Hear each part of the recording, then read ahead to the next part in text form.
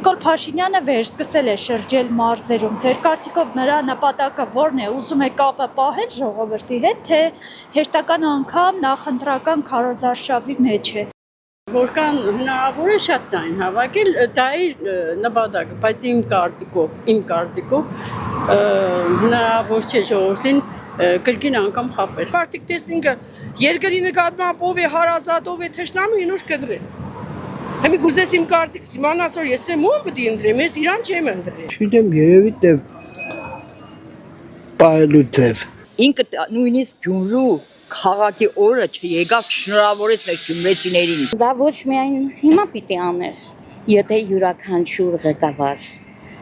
տարվա մեջ գոնե մի անգամ, երկու անգամ այցելի մարզեր, դա ամենամեծ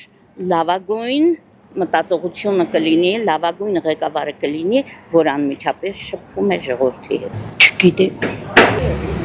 Չի կարող ասել։ Այդ ամենը փորձում է քարոզարշավ մտնել։